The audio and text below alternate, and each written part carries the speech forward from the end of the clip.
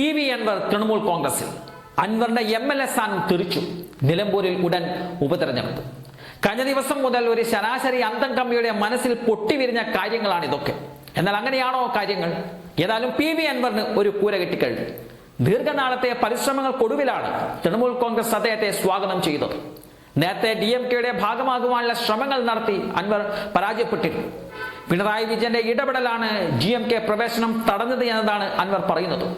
എന്നാൽ ഇപ്പോൾ എല്ലാ തടസ്സങ്ങളും മാറി തൃണമൂലിലേക്ക് അൻവർ കയറുകയാണ്. പക്ഷേ തൃണമൂലിൽ അൻവർ അംഗത്വമെടുത്താൽ നിയമസഭയിൽ അൻവറിന് അംഗത്വം നഷ്ടപ്പെടും.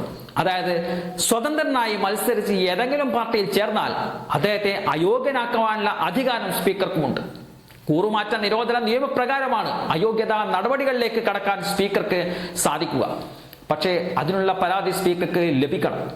സ്വാഭാവികമായും അത്തരത്തിലുള്ള സാഹചര്യം വരികയാണെങ്കിൽ CPM പരാതി നൽകുമെന്ന കാര്യത്തിൽ തർക്കമില്ല. അങ്ങനെ വരുന്ന പരാതി പരിശോധിച്ച് സ്വതന്ത്ര MLA ഒരു പാർട്ടിയുടെ ഭാഗമായി എന്ന് സ്പീക്കർക്ക് ബോധ്യപ്പെട്ടാൽ അദ്ദേഹത്തിന് നടപടിയെടുക്കാൻ സാധിക്കും.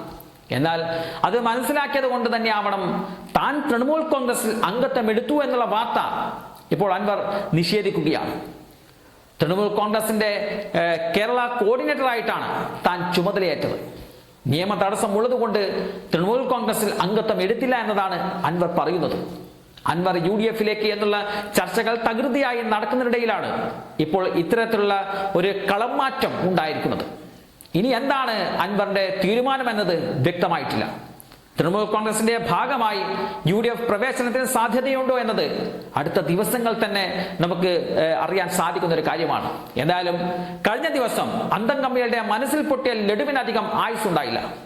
എന്നുവെച്ചാൽ നിലമ്പൂരിൽ ഉപതെരഞ്ഞെടുപ്പിന് ഇപ്പോഴത്തെ സാഹചര്യത്തിൽ യാതൊരു സാധ്യതയും ഇല്ല എന്ന് വേണം കരുതാൻ.